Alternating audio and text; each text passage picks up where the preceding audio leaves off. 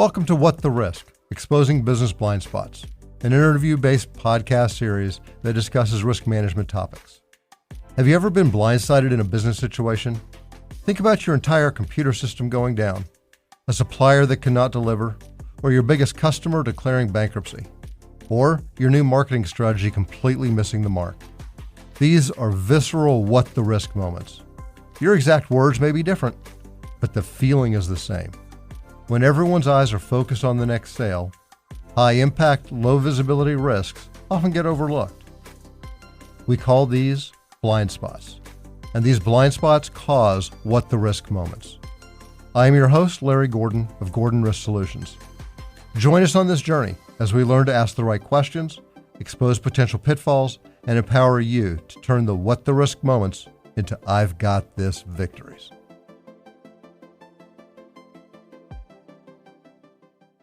Welcome to episode 109, the first season, 9th episode of the What the Risk podcast. This episode will cover freelance management as part of the human resources side of risk management in your company. Our guest today is going to be Jodi McPherson. Jodi spent 25 years in talent management, Edtech, and talent sourcing. She's a mentor to a lot of young women in the high school and college age and is a strong promoter and developer of cultures of curiosity. With that, Jodi, welcome to the show. Very excited to be here.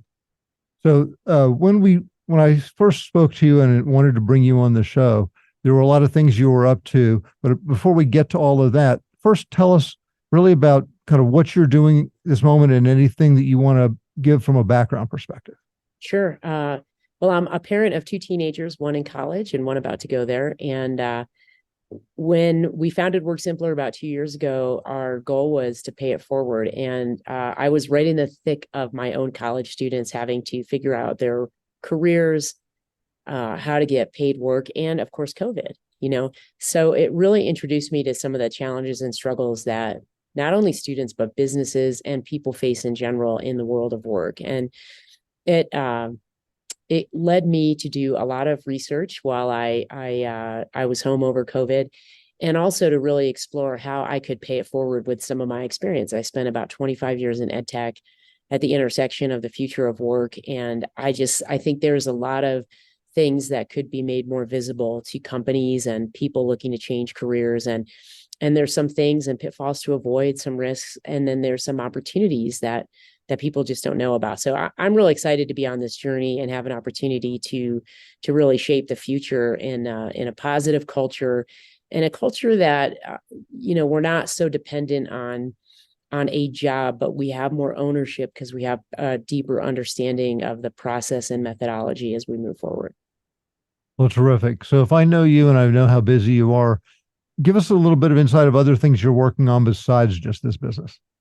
Yeah, I do a lot of fractional go-to-market work for companies. I help them organize and productize and refine market messages. I also am the board president for my son's CV Gridiron, not-for-profit. I enjoy that very much. And I do mentor both young women as well as career changers, older career changers, and help them to really understand how to translate the work and their experience in life to something that's meaningful. And then I have two black labs. I play golf a lot whenever I can, as long as it's warm in Colorado. And I'm a big runner, so I run a lot of races, at least 6 or 7 a year. Well, terrific. Who has been the biggest source of your inspiration? I would say, my father played a role in that. He was in education for 40 years, and he was a coach and a leader and a teacher, and he would sub. He's passed away, but when he passed away, there must have been 5,000 or 6,000 people there. And I just remember thinking, wow, what an impact this guy's had on the future lives of people. And he had that impact. I never took his classes. He was a good teacher, but he always just wanted to get the most out of people. And he wanted them to have the tools to advance and be in the right places. And so it wasn't so much about pure success. It was more about setting the individual person that he was working with up for success and building confidence. So I would have to say my dad. Very good. So as we think about the topic for the day, freelance management, and our audience, who is typically a business leader who is busy trying to run their business and across business types, everything from retail to manufacturing to entertainment, whatever it is. And they are needing of kind of incremental talent, talent supplement, or interns. I want to make sure we're approaching from helping them understand kind of better ways of doing. Yeah. So with that, give us a bit of a level set on the types of business activities that can be done with interns, kind of on that fractional or even the micro fractional Yeah. when it comes to short-term projects and things like that for growing businesses. Yeah. I mean, I think the first thing to bring visibility to for growing businesses is that this isn't a new thing. Freelancing has been going on for 30 years. It's a over $600 billion industry. I think there are a lot of new entries into the market and opportunities to get matched and connected with talent. I think that's a good thing that's emerged from COVID.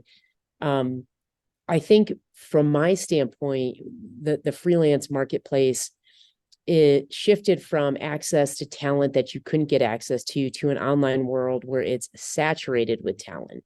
There's a lot of people out there that can be connected. And from a business standpoint, whether you're a mature business looking from a strategic way on how to maybe reduce headcount but still get productivity, or a growing business not ready to add headcount, needing productivity, there's some strategic ways to look at the work to be done and break it down, not just from a role that somebody's going to play, but actually the tasks that they're going to do. And you see a lot in skills-based hiring. But what we found is great consistency across entry-level work, regardless of the industry, and also great consistency in industries of being hybrid or remote, right? Even things like construction, manufacturing, they have a need for in-person, but there are a great deal of things that can be organized and task-oriented that from an online and remote standpoint. So what I would say the freelance industry brought is talent. They brought talent to the table. And now the next step of freelancing in the future of work is aligning that talent with the tasks that need to be done. And maybe not for a full job description, but maybe things that need to be done that arguably change and shift the nature of job roles in a company to be more productive. So in the conversations you and I've had, there are a number of different roles that if I wake up in the middle of the night and have this great idea, can reach out and say, okay, I need somebody to do research for me, and or I need somebody to do some data management for me because I think there's a real opportunity, but I'm so busy doing my day to day. How do I execute on that? Yeah. It's a big challenge to first off just admit that, because I think that thought of, oh my gosh, there's this going on, brings up a lot of anxiety in people thinking about, how do I hand it off? I might be just better off doing it myself. And part of the challenge with the handoff and the way to think about it to really become efficient at freelance management is to really think about the task at hand. Like, how would you break it down in online research? So as an example, recently worked with someone who needed a competitive analysis. What they didn't need to do was go do all the organic online research or data scraping to get the information. So we help them get that done. And there's a lot of freelancers that can do that, right? I can get the baseline of that done so that the person can spend their time on the analysis, not the grunt work, scraping data, cleansing the data. And yet anybody who's in data analytics will often tell you that 80% of the work is getting the data, freeing the data to do that. So I think when I think about what do I need done, I try to separate what are my outcomes and how do I break it down to the tasks associated with that. It's a lot like fitness. People say they want to be fit. When you start to break it down, you have to say, am I going to change my diet? Am I going to change my cardio? Am I going to change my weights? And you start to break it down into chunks that are manageable. And that helps bring visibility in what kind of help you need, how much time it's going to take, the kind of training somebody's going to need to get started, versus just saying, I need to do a competitive research analysis project. That could mean a lot of things to different people, but arguably the tasks associated with that are probably similar. Okay. So when someone is ready for the intern or this support, what makes a great experience, both for the person hiring and for the intern? I would say the number one thing is clarity. when both sides have clarity, and on the business side, that has to do with the way they scope their work and break it down so that they are getting what they asked for and they understand the pieces of the puzzle, even though they're not putting the puzzle together yet. That clarity on that side from a business standpoint matched with the clarity for a student to understand or an intern to understand, here's exactly what I need to do and the timing with which I need to do it. Here's what success looks like. When that clarity is there, people do good work on both sides and people achieve the goals that they're looking for. When the clarity is not, is when the risk comes in for scope creep, budget creep, time creep, and they're almost impossible to fix in an ongoing way because they just continue to add complexities to a process that really with clarity can be kind of an A to B process. So from a top tip, clarity is number one. Number one. For both parties. Kind of what you want, setting expectations. Yep. Okay. How much, I guess, is there coaching needed along the way? Kind of what makes for the ongoing, because you're not, even if you have good clarity up front, it's not necessarily going to result in the back end being perfect. There's going to be some measuring points and kind of the dialogue. So kind of what makes that part work? Yeah, I mean, that's the workflow. And that workflow has to be driven by benchmarks, regular check-ins. Check-ins can be automated or personal. Combination we recommend is always good. But having a benchmark for the check-ins helps that clarity stay consistent through the process. And I think that's where at least when I was freelancing and learning, I fell short in both areas. I didn't have great clarity.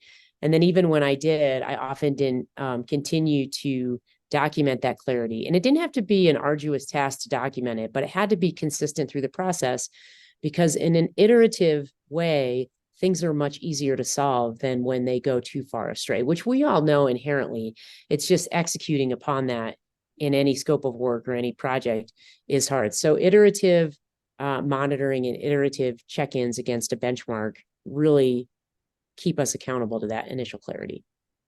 That's terrific. Because over the years, I've been really a big proponent of doing interns and having them come on and really accomplishing the EDs, being I accomplished, I developed, I implemented kind of these past tense things for their resume. It really becomes kind of where they have that gratification. And not everybody does it that way. And I've seen kind of the goods and the bads. And that's how we learn to get the goods working. Right. So is there, when you're doing that expectation, should there be a lot of different kind of punch list items for what we want them to do, so they feel always challenged to be able to grow outside of, okay, I just want you to do A and B? I don't think there need to be punch list items as much as there needs to be transparency in the communication process on both sides and the reflection of why is this good? And this can be done through documentation and with the check-ins. Why is this good? Why do I need this? And what we find is when we add a little bit of the context and the why as a part of the check-ins, and we actually document that we're going to have this, how's it going check-in, how's it going, and why are we doing this? Ultimately really helps the end user stay motivated, understand that they're contributing to something bigger than just the tasks, but not get lost in the complexities of what's going to happen next. And the same is true for the business owner. Sometimes we get ahead of ourselves, and so we try to keep it super simple, but introduce context and why through the iterative check-ins, because it motivates people. And then what happens on the intern side is they start to see, this is really excellent work. I can put this on my resume and I can talk about it. Not just can I document it, I can talk about it. That's some interview prep. And from the business hire, what's interesting is they start to think about other ways that they could strategically use and leverage interns or freelancers to get this kind of work done, because the headache for them is not monitoring and making sure it's good. They're just kind of checking in, at a point in time that's very manageable for them and not feeling like they have to reset every time they do an iterative check-in. So I find that simplicity trumps. It's almost like the fundamentals of doing anything. Well, there's 3 or 4 of those. Get those really right and make sure you're moving towards a larger goal that's shared, and things seem to fall into place. Great. Now, do you have some success stories that you've seen or kind of coached somebody through on the intern side and then on a company side as well, so Yeah. people can kind of can have a better expectation of what to look for and Yeah, I what to can give you a strive for? couple. I'd love to share a success story I had. I hire students, and I had a student work on our deck, our marketing collateral. He was very hands-on with Canva. I hired him to do about 10 to 20 hours a week for us. We set up regular meetings, and I had very clear, expectations. It was very straightforward, and he excelled for the first 2 weeks. And then in the middle couple of weeks, the scope creep started to happen, even with us. And the difference was I started to recognize it and then started to interact with the check-ins with some context and why, but also really just getting back to the basics. And over a 6-week window that turned into a 12-week window, this young man created a piece of collateral for us that we've shared with Shark Tank, Edtech Shark Tank. It's so good because he started to understand his skill set in Canva, his skill set in recognizing and communicating well. He started to check in on his own without having to go to the iterations. He learned what success looks like, and he made his milestones and deliverables. That was a great experience for me because I started to recognize that people get started gung ho and then sometimes they fall off, right? To your point, there's a lack of interest or motivation. And that wasn't necessarily the case as much as it was just kind of the 2-week hiccup. So now that we know that, we have introduced some check-ins in that 2-week hiccup to make sure people stay aligned. As a business owner, I kind of had that same anxiety that others have in that 2-week hiccup. And that's going to happen on just about any project, whether someone's full-time or not. And instead of kind of shutting down, I said, okay, how do we reset to the basics and get our iterative check-ins really valuable? I had a company do a similar project with us, and I told them about this process. So I cued them to anticipate when they're really going to need to lean in, meaning here are the iterative check-ins that are just check-ins. Here are the iterative ones where I need you to really be present and make sure that we're executing. And that also helped keep the clarity moving. Now that person ended up hiring full-time actually to write blog posts for them, which is pretty exciting. He was a really good writer. But anytime subjectivity enters in, we just have to be cautious that everybody's clear about it. So frustrations and anxiety, those emotions do not help us in work run high, and that we can execute against the benchmarks that we set up. Well, that's terrific. I thank you for going through that. So on the other side, there's pitfalls of hiring interns, over reliance, not being able to get the right talent to come in and do. Can you kind of point out some of the things we should be doing to avoid those pitfalls? Yeah, I mean, one of the things I think about is clarity of what the intern's going to do. Roles and responsibilities. I think a lot of times in internship programs, they are clear. More often they're not, right? Somebody gets hired, they're going to help all sorts of things and just shadow them. Well, that's not clarity on both parts. So I think I encourage anyone who's going to set up an internship program or hire to really understand and take the couple of hours it takes to just lay out, these are the jobs and the tasks that I'm going to have them do. That saves everybody a lot of headache in the long run. I think the other piece with interns in particular is in the point of interviewing, understand communication styles. Say how we communicate. I like to communicate on email or text or a combination of both. I want regular check-ins so that those expectations are also clear, and the intern's not off doing something or not checking in because they didn't realize the hiring manager wanted them to check in, right? So again, back to expectation management around the skills at hand. I think a lot of times, we just think everything's going to work that way. And the third recommendation I would make is around fit. Ultimately, people have different styles.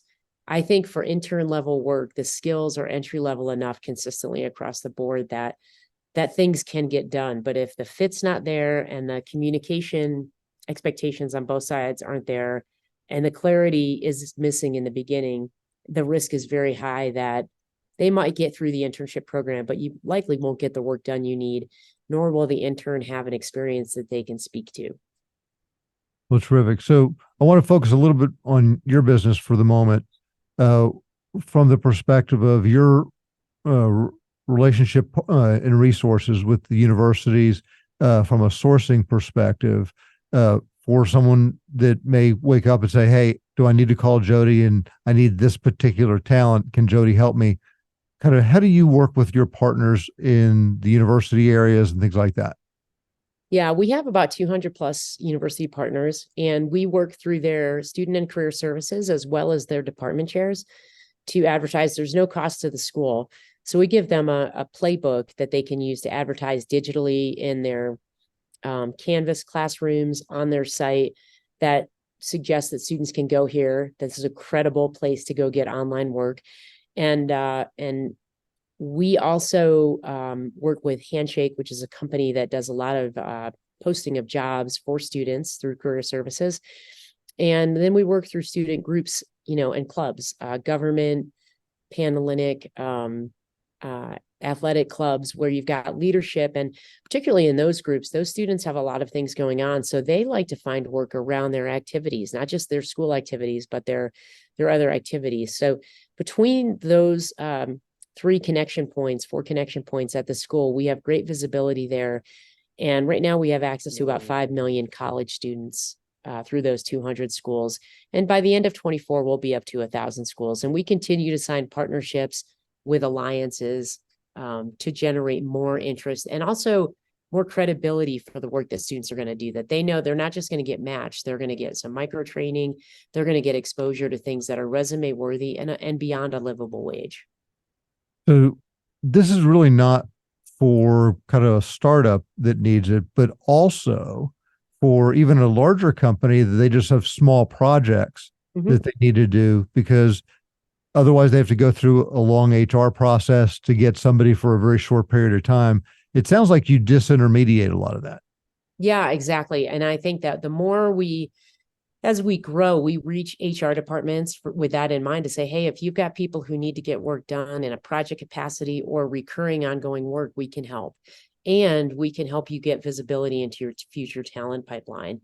And companies of all sizes, particularly small to mid-sized organizations of under 200 people, this is a great asset for them to find talent and also get things done. So we really believe that we can systematically help people think differently about their work at any level. And we do work with some startups as well. It's just people who understand they need to get work done. They have a good idea of what that is, but they want that intermediary, because what they can't handle is all the pieces that happen after they get matched to some talent or find a talented person or people to do the work. Now, do you have the students sign NDAs, non-disclosure agreements, so when they're getting shared information by the company, the company feels protected? Yeah, we have them sign NDAs. And then some companies are very excited to work with students. And if that's the case, and they're creating assets, like in my case, when the young man created a deck, we allowed him to use that as part of his portfolio. So they sign NDAs, but there are companies that really want to bring visibility to the fact that they're working with students. And they do allow students to comment, hey, I worked with X or Y, and that's a big asset for the student, and the company also feels that they get something from that. But the NDAs around data are a must, and it's really the more we extend into remote work, the more important that's going to be for any freelancer and anybody conducting work with a freelancer to sign an NDA to protect themselves.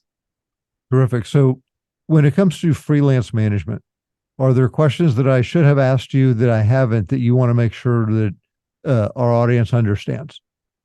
There's just a couple comments I would make on that. I jotted a few of these down. I think there are a lot of places to go for freelancing, and like I said, the market is saturated. I really encourage people to a couple things. One is to know that, and if you can find a freelance group that caters to the things that you're looking for. So some people cater to high-end engineering talent. Some groups cater to low-end virtual assistants. Some cater to creative talent, creative and design talent. I would encourage you to really think about, is there a place that caters to the kind of talent you're looking for? One, because that will reduce the volume of people you have to sift through to find. That's one big thing. I would also encourage them to really understand the payment structure, meaning, are you at the are you going to negotiate that payment rate with a freelancer, or are you negotiating with an intermediary? And there's pros and cons to both, but I think knowing that helps somebody understand how to set a budget and what to expect with that budget. And I think the last piece, which didn't come up, is what are the long-term arrangements that you're making, and what is the out clause? What happens if it's not working, and who owns your IP that you create? Those are big things. And often we think, hey, someone just go do this. It doesn't work out. That happened to me a lot. And then I'm stuck. I've paid. I've got no recourse to go get it. As I said, I learned a lot the hard way. And so just understanding that doesn't have to be super formal, but what's the termination and who owns the IP? How are you getting that delivered to you, so that even if somebody doesn't complete the work, you have what they've done to date, you own it, and that they only are allowed to take it with them and advertise that they've worked with you if you permit that. So those are just areas that I would suggest with people in freelancing to protect themselves. Well, that's terrific. So now what I want to do is shift a bit and go into the Blind Spot Insider segment. Now we're moving on to the Blind Spot Insider segment of the show. This is where our guests answer questions that have been submitted by our listeners. This allows the listeners to submit questions, get different insights specifically to questions that they had that may not otherwise be covered in our episode. If you're not a Blind Spot Insider, please go and register at riskblindspots.com, plural because we all have them, riskblindspots.com, to be able to submit questions for our guests, to listen to the responses, and to get exclusive content. So with that, here's our first question. Thank you for the advice and insights that you've provided to our listeners, because as they have takeaways from this and they are either in a growth business or in a larger company that wants to utilize different kinds of temporary help or freelancers, this is going to come in real valuable for them. Also, we're going to have real good insights for the Blind Spot Insiders that you've provided. So tell us where we can catch you online. You can find me at www.worksimplr, WORKSIMPLR, we skipped the E, .com. And of course on LinkedIn, Jodi Mac is my handle on everything, Twitter, Facebook, and Instagram. And I do really try to drive people to good areas where they can find help in freelancing, which is the future of work. Thank you for tuning in and joining this What the Risk podcast, designed to be a safe space to learn about risk, how to think about risk, and how to expose business blind spots. This podcast is about empowering you as business leaders to reduce the stress of the unknown risks in your business, as well as the stress of decision-making by being able to identify and mitigate potential risks through the right level of due diligence. So here are 3 quick next steps that I need you to do. Hit the subscribe button on Apple Podcasts, Spotify, or wherever you listen to make sure you don't miss future episodes, and give us a 5-star rating. Share the podcast with a peer. Both of you will gain visibility to what you didn't know existed in the blind spots.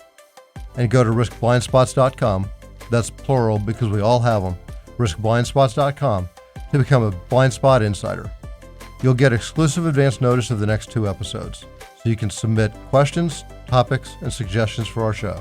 And tell us if we have any blind spots. Continue with us on this journey as we learn to ask the right questions, expose potential pitfalls, and turn those what the risk moments into I've got this victories.